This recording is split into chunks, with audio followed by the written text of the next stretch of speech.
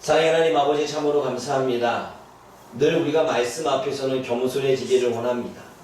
세상에 다가오는 모든 문제를 우리의 경험과 우리의 지식과 또한 정치와 이 모든 것으로 풀지 않고 우리는 하나님의 백성이기에 말씀으로 풀고 기도로 풀어갈 수 있는 우리가 되어지기를 원합니다. 그러기 위해서는 성령께서 모든 부분을 말씀으로 풀어낼 수 있는 지혜를 베풀어 주시고 기도를 통하여 하나님의 음성과 성령의 인도하심을 따라 나아갈 수 있는 우리 모두가 되어질 수 있도록 하나님 도와주옵소서. 그러기 위해서 먼저 말씀을 알아야겠기에 하나님의 말씀에 집중하며 겸손히 우리 자신을 내려놓고 나아갑니다. 하나님, 주님의 영께서 우리의 생각과 마음을 다스려 주시고 오로지 주님의 말씀만이 우리의 신비에 새겨지게 하여 주옵소서. 예수님의 이름으로 감사하며 기도드립니다. 오늘 본문은 원래 우리가 룻기를 강의를 해야 되는데 월요일날 제가 새벽에 기도를 하면서 에스겔을 향하여 하나님이 말씀하시는 이방인들을 향한 말씀 또는 유대인들을 향한 말씀들을 들으면서 마음에 국률이라고 하는 단어가 자꾸 떠올라 기도하면서 국률을 묵상을 해서 그거를 좀 정립을 했고 이 말씀을 함께 나누었으면 좋겠다라는 생각 가운데 이 말씀을 준비했는데 또 금요일날 또 이야기와도 또 이렇게 연관되어지는 말씀이기도 합니다. 여러분 오늘 이 말씀을 통하여 국률이 뭘까? 불쌍히 여긴다는 게 뭘까? 그리고 국률하며 살아간다는 게 뭘까?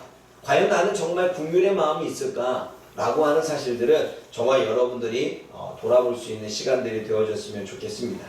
오늘 말씀을 보게 되면 예수님께서 모든 도시와 그리고 마을에 두루 다녔다고 말합니다. 여기서 모든 도시와 마을을 두루 다녔다는 것은 모든 도시라고 하는 건 도시국가인 전체를 예수님이 다니셨다는 것입니다. 그리고 뒤에 또 이어 나오는 마을이라고 하는 것은 시골을 이야기하겠죠. 어느 촌락부작으로 만드는 작은 단위의 마을일 겁니다. 마찬가지입니다. 여러분 지금 교화는 이제는 도시국가입니다. 예전에는 시골이었지만 도시국가가 되어졌습니다. 운정도 마찬가지입니다. 그런데 이 교화 이외의 다른 지역에 발전되지 못하는 작은 마을의 단위가 있겠지요. 거기는 시골이겠지요. 교화는 도시이지만 아마 법원리는 시골일 것입니다. 왜냐하면 거기에는 뭔가가 있긴 있지만 아직도 여기와는 조금 다른 마찬가지로 예수님이 지금 도시국가와 시골을 두루 다니시면서 그렇게 복음을 증거했다라고 이야기를 합니다. 그런데 다니셨다라고 할 때 이 단어가 제자들을 데리고 다니셨다, 누군가를 데리고 다니셨다라고 하는 의미로 쓰여집니다. 예수님 혼자 다니신 것이 아니라 예수님이 제자와 함께 도시도 가기도 하고 시골도 가기도 하면서 주님께서는 사역들을 이루어 갔다는 것입니다. 그러면 예수님이 행했던 사역은 무엇일까요? 예수님의 3대 사역이 오늘 35절에 잘 기록되어져 있습니다. 우리 한번 읽어보겠습니다. 시작. 예수께서 모든 도시와 마을에 다니사 그들을 현장에서 가르치시며 천국 복음을 전파하시며 모든 병과 모든 약한 것을 고치시니라. 네, 먼저 가르쳤다고 말합니다. 그런데 어디서 가르쳤냐면 회당에서 가르쳤다고 말합니다. 여기서 회당은 사람들이 모이는 곳입니다. 그래서 시나고게라고 하는 이 단어는 회당이지만 집회이기도 하고 회중들이라고도 이야기를 합니다. 다시 말해 회중들 앞에서 지금 가르쳤다는 것입니다. 근데 이 가르쳤다는 단어가 받아들이게끔 하기 위해 손을 내뻗다 이 말입니다. 그들이 받아들이도록 하기 위해서 예수님의 손을 내밀었다는 이야기지요. 그들이 하나님의 나라에 대해서 하나님의 말씀에 대해서 알기 위해서 예수님이 손을 내밀었다고 말합니다. 이것이 바로 오늘 본문에서는 가르치다로 쓰여집니다. 그럼 쉽게 얘기하면 예수님이 회중 앞에서 하나님의 말씀을 백성들에게 가르치기 위해 찾아가셨고 손을 내미셨고 그리고 교육하셨다라고 하는 이 말씀을 하고 있는 것입니다. 그렇게 예수님은 하나님의 말씀을 백성들에게 가르치는 사역을 했습니다. 전파라고 하는 이 단어도 마찬가지입니다. 전파라고 하는 이 단어도 무엇을 전파했냐라고 말할 때 천국 복음을 전파했다고 말합니다. 여러분 천국이라고 하는 단어가 본문에서는 왕국이라고 표현되어집니다. 하나님이 왕으로 계신 그곳, 그게 왕국이고 그게 천국이겠지요. 그래서 천국이라고 하는 단어와 복음이라고 하는 단어가 합쳐졌습니다. 복음은 기쁜 소식입니다. 왕국에서 전해지는 소식, 기쁜 소식, 천국에서 전해지는 기쁜 소식을 지금 예수님이 전파했다라고 말씀하십니다. 전파했다라고 하는 이 단어는 사자로서 파송이 되어져 그것을 이야기해줬다라고 말합니다. 들을 수 있도록 강하게 선포했다 이 말입니다. 그러면 이거를 종합적으로 해석해보면 예수님이 하나님의 사자가 되어서 천국의 기쁜 소식을 전했다는 것입니다. 그런데 천국의 기쁜 소식이 승리의 기쁜 소식, 전쟁에 나가서 승리했는데 승리해서 돌아왔을 때의 승전가를 부르며 우리가 승리했습니다, 우리가 승리했습니다 라고 하는 선포의 말로 승리의 기쁜 소식을 지금 전했다라고 이야기를 하고 있는 것입니다. 그게 예수님의 사역이었습니다. 그리고 마지막에 예수님의 사역은 모든 병과 모든 약함을 어때요? 치유하시는 사역을 했다고 말합니다. 고치셨다고 말합니다. 앞에 있는 모든 병은 우리의 육신이 갖는 질병을 이야기합니다. 그러니까 우리의 육신의 질병을 가진 사람뿐만 아니라 그 뒤에 나오는 이 약함이라고 하는 것도 병으로도 쓰여집니다. 근데 뒤에 나오는 그 병은 약한 의지를 가지고 있는 사람, 뭔가 자꾸 흔들리는 사람, 감정에 따라서 자기를 주체하지 못하고 자꾸 상처를 입는 사람, 뭔가 강하지 못한 사람, 지금의 이 시대처럼 우울증, 즉 마음의 병을 걸려서 살아가는 사람들을 이야기합니다. 그것을 약함이라고 표현하고 있습니다. 다시 말해 예수님은 세상의 모든 육체적인 질병을 가진 사람뿐만 아니라 심적으로 약한 사람, 마음의 병이 든 사람을 고치는 일을 봉사하셨다, 고치셨다라고 이야기를 하고 있는 것입니다. 그 사역을 하셨죠. 근데 어떠한 마음으로 이 사역을 하셨을까요? 그것이 오늘 36절에 기록되고 있습니다. 우리 36절 말씀 읽어봅니다. 시작. 우리를 보시고 불쌍히 여기시니 이는 그들이 목자 없는 양과 같이 고생하며 기준합니다. 어떠한 마음으로 예수님이 가르치셨고 전파하셨고 고치셨다라고 하는 이야기를 하는 것은 무리를 보시고 불쌍히 여겼다고 말합니다. 무리를 보고 불쌍히 여겼다라고 하는 건 무엇이냐면 백성들을 보면서 마음이 불쌍한 마음이 생겼다는 거예요. 그래서 백성들의 형편과 백성들의 처지와 그것을 알고 보고 경험하면서 도와주고 싶은 마음이 생겼다는 것입니다. 여러분 보세요. 예수님은 도시국가를 다녔습니다. 그리고 예수님은 시골도 다니셨습니다. 그리고 예수님은 많은 사람들을 만나셨습니다.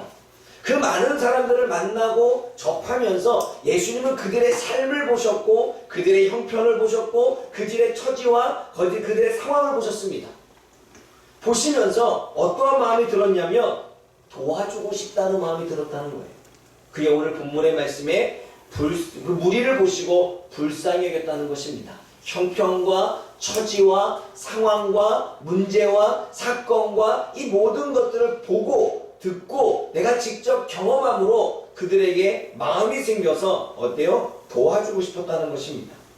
그리고 또 어떠한 마음이었냐면 목자가 없는 양처럼 고생하며 기진함을 보셨다고 말합니다. 36절을 다시 읽어보십시오. 36절 시작. 우리를 보시고 불쌍히 여기시니 이는 그들이 목자 없는 양과 같이 고생하며 기준합니다. 여러분 목자 없는 양이 어떨까요? 우리는 이 말씀을 지난 금요일날 배웠습니다. 목자 없는 양이 어떠했는지 그래 한번 찾아보기를 원합니다. 에스겔 34장 1절에서 6절까지 말씀. 우리가 금요일날 예배를 드릴 분은 이 말씀을 알고 있지만 그때 참여하지 못하신 분들은 과연 이 말씀이 무엇인가를 잘 모를 수 있습니다. 목자가 없는 양은 어떻게 되는지 에스겔 34장 1절과 6절을 읽어봅니다. 함께 읽어볼까요? 시작. 여호와의 말씀이 내게 임하여 이르시되 너는 이스라엘 목자들에게 예언하라. 그리고 목자들에게 예언하여 이르기를 주 여호와께서 이같이 말씀하시되 자기가 먹는 이스라엘 목자들은 화를 찢어 목자들의 양떼를 먹이는 것이 마땅하지 아니하냐. 너희가 살찐 양을 잡아 그 기름을 먹이며 그 털을 입되 양떼는 먹이지 아니하는도다. 너희가 그 양을 관자를 강하게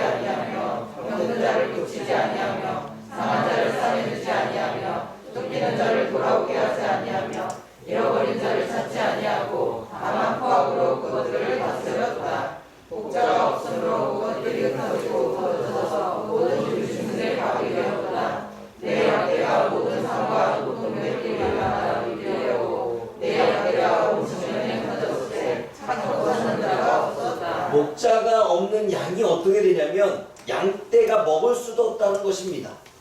물론 목자가 있어도 이 목자가 먹이를 주지 않았다는 거지요.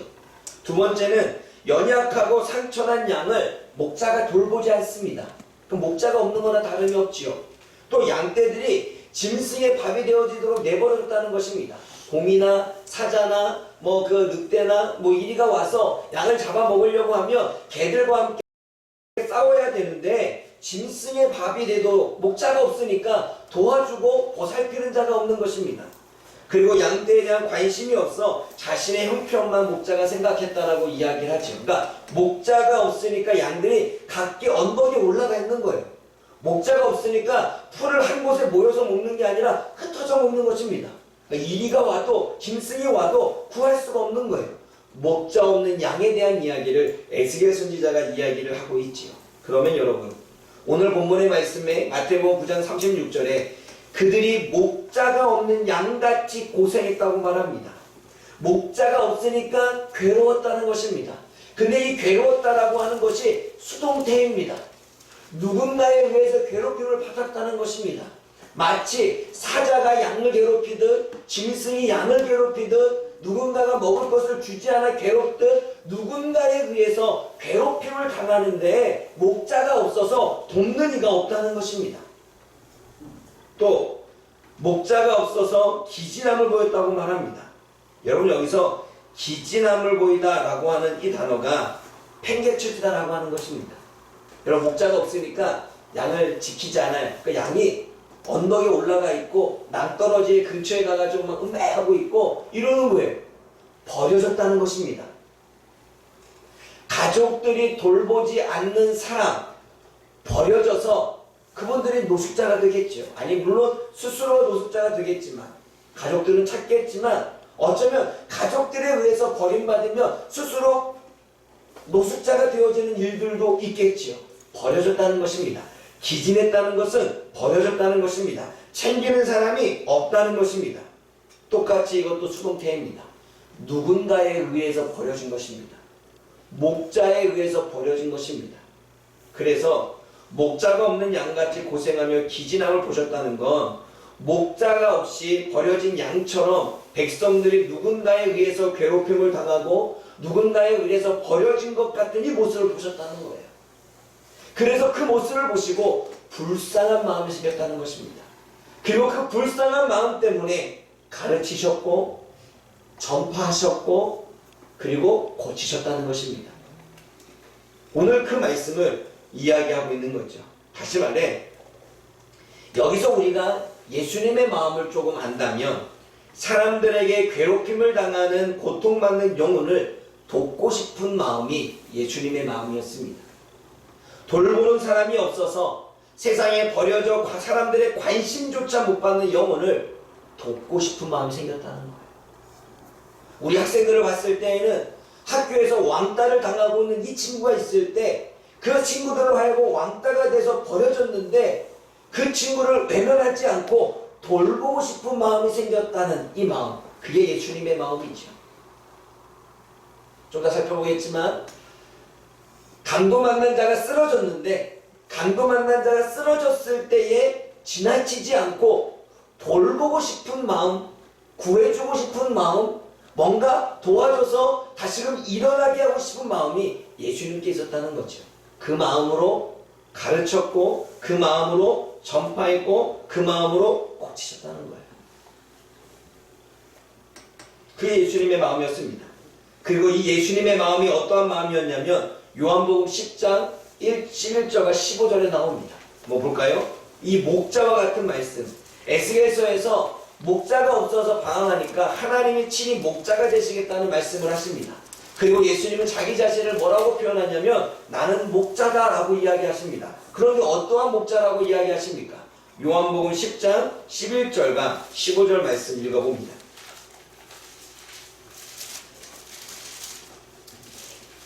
함께 읽어볼까요? 요한복음 10장 11절과 15절 읽습니다. 시작. 나는 선한 목자라. 선한 목자는 양들을 위하여 목숨을 버리거니와 사토는 목자가 아니요 양도 죄함이 아니라 이리가 온 것을 보면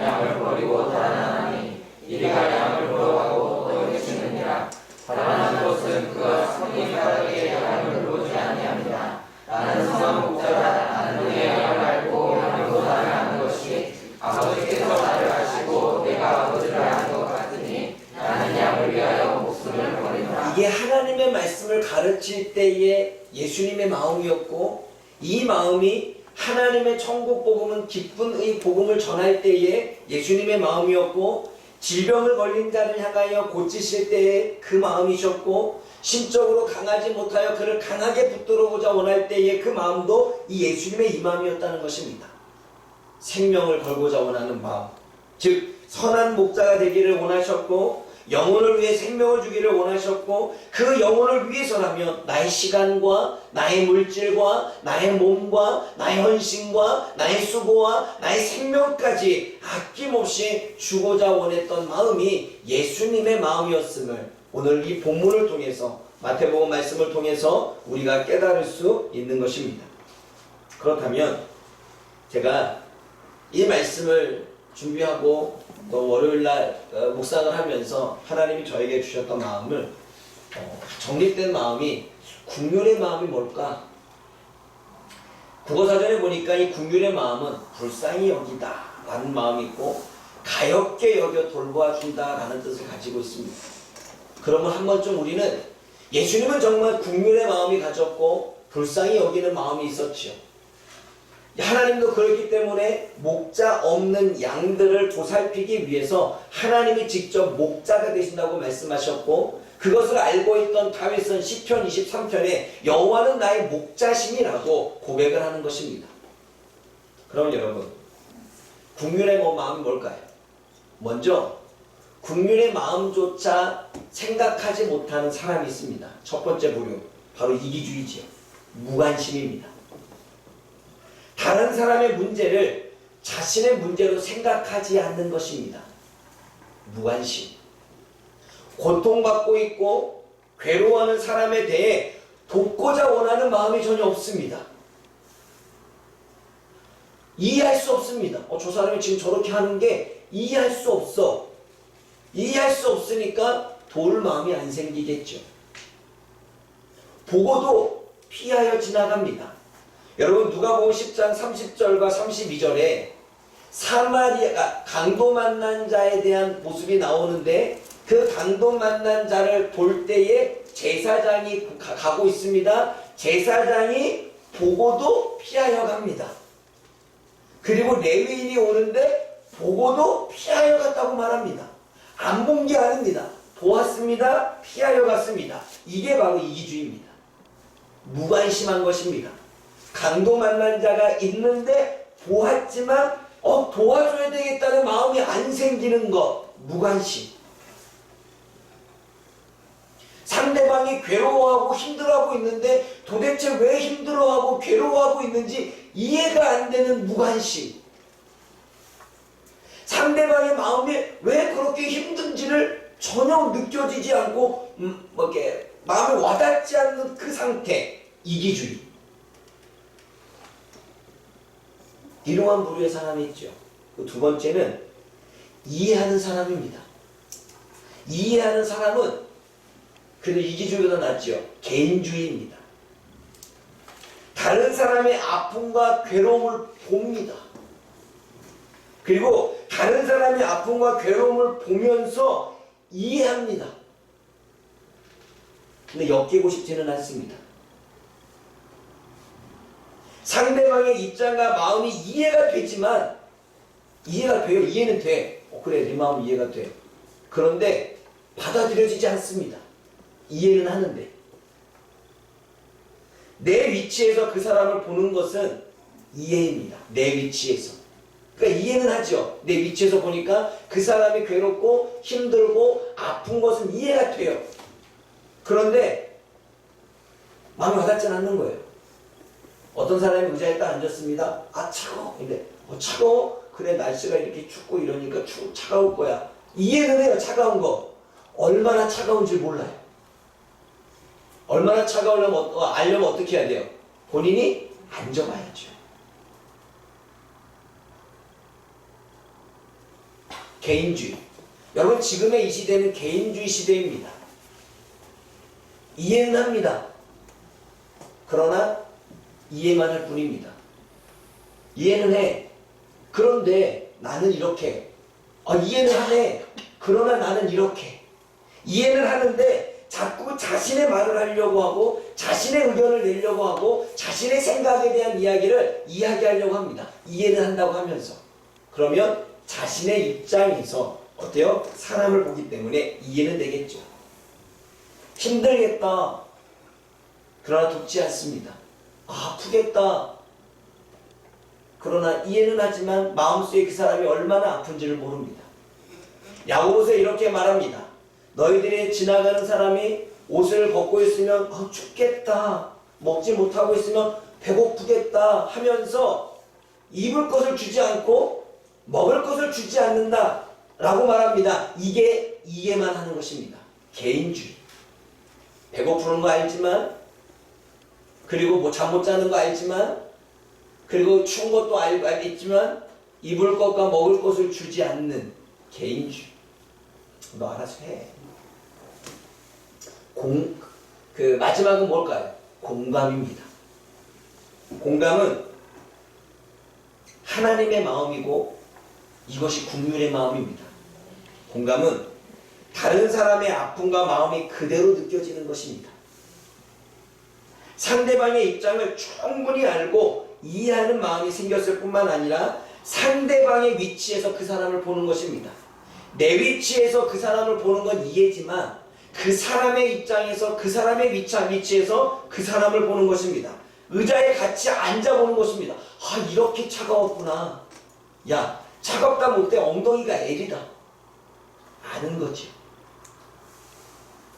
똑같이 느끼는 거죠. 그럴 수 있겠구나. 힘들었겠구나. 정말 괴로웠겠구나. 라는 것이 공감이 되어지는 것입니다. 그래서 자신의 시간과 자신의 물질과 자신의 몸과 자신의 성김으로 행동하고 실천하는 것입니다. 개인주의로 이해만 하는 사람은 실천까지 가거나 도울 곳까지 나가지 않습니다. 그러나 공감하는 사람은, 공감해서 아버지의 마음이 있는 사람은, 공감해서 국률의 마음이 있는 사람은 자신의 시간을 주고 자신의 물질을 드리고 자신의 몸과 성김을 통해서 그 사람을 돕는 것입니다. 마치 강도 만난 사마리아인을 돕는 것처럼. 여러분, 사마리아인이 어떻게 도왔을까요? 우리 한번 찾아보기를 원합니다. 누가복음 10장 33절과 35절입니다. 누가복음 10장 33절과 35절. 제사장도 레위인도 보고 그냥 지나쳤는데 이 사마리아 사람은 그냥 지나치지 않고 여행하는 중이었고 본인이 지금 뭔가 일하는 중이었고 뭔가 하는 일이 있었지만 그럼에도 불구하고 강도 만난 사람을 위해서 어떠한 국률의 마음을 갖는지 33절, 34절, 35절 읽어봅니다. 시작. 어떤 사마리아 사람은 여행하는 중 거기 이르러 그를 보고 불쌍히 여겨 가까이 가서 기름과 포도주를 그 상처에 붓고 싸매고 자기 짐승에 태워 주막으로 밀고 가서 돌보아 줍니다. 그이날 주막 주인에게 드려놓은 술을 내어주면 이르되 이 사람을 돌보아주라. 비용이 더 들면 내가 돌아올 보세요. 자신의 시간을 지금 뭔가 바쁜 여정이 있는데 그 가운데에서 강도를 딱 안고 상처를 싸매주고 그리고 주막으로 데려갑니다. 여행하는 도중에 시간을 드립니다. 그리고 싸매줍니다. 헌신을 하고 봉사를 합니다. 그리고 돈까지 줍니다. 돈이 부족하면 더 주겠다고 오면서 이야기를 합니다. 야, 물론 이 사마리아인은 예수님을 비유하고 있죠. 이게 국률입니다. 국률은 내 입장에서 바라보며 이해해, 이게 아니라 상대방의 입장에서 바라보며 그 사람의 마음을, 아픔을 인정하고 그 사람의 힘듦을 알고 그 사람의 괴로움을 알아서 기꺼이 나의 물질과 나의 시간과 나의 몸과 나의 헌신과 나의 수고를 행할 수 있는 그런 마음까지 나아가는 것이 국률인 것입니다. 이 땅에는 많은 그리스도인들이 예수님의 국률함을 갖고 있는지 아니면 개인주의, 그냥 이해만 하고 있는지 우리는 한 번쯤 돌아봐야 되는 것입니다. 국률은 실천까지 나아갑니다. 그게 공감이죠. 그러나 이해는 실천과 행동까지 나아가지 않습니다. 왜냐하면 마음엔 받아들이지 않았기 때문이죠. 네가 힘든 건 알겠어. 그런데 나는 이래. 나는 너 아픈 거 알겠어. 그런데 조금은 이해가 안 될 때가 있어. 여러분, 저는요, 여러분들이 저에 대해서 알려면 공감해야 되겠죠.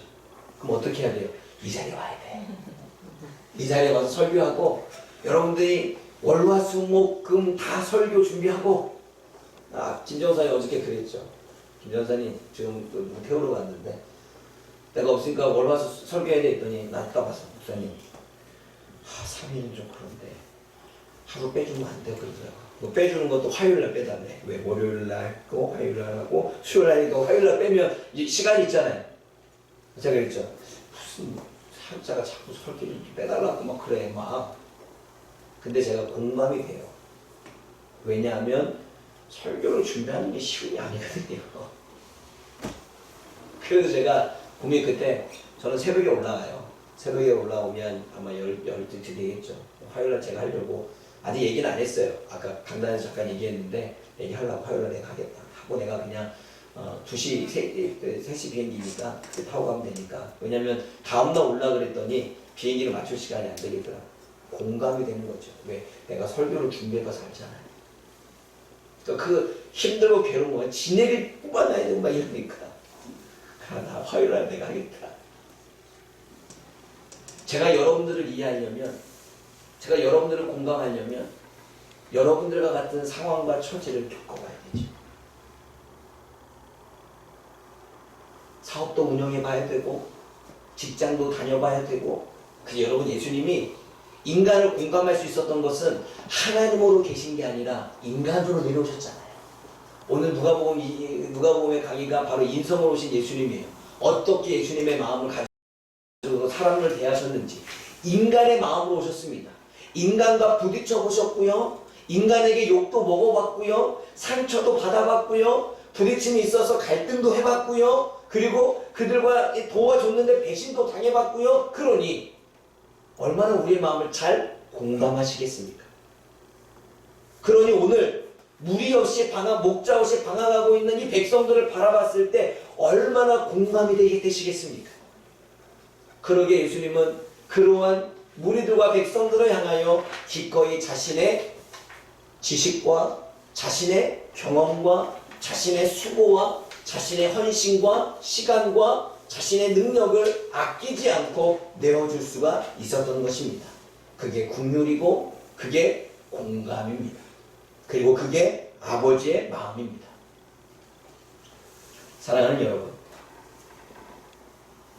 하나님은 긍휼을 가지신 분이시고 예수님도 긍휼을 가지신 분이시기에 저와 여러분들에게는 이 긍휼의 마음이 있는 줄 믿습니다. 아멘? 아멘? 아멘? 아멘. 그렇다면 이거를 깨워봅시다.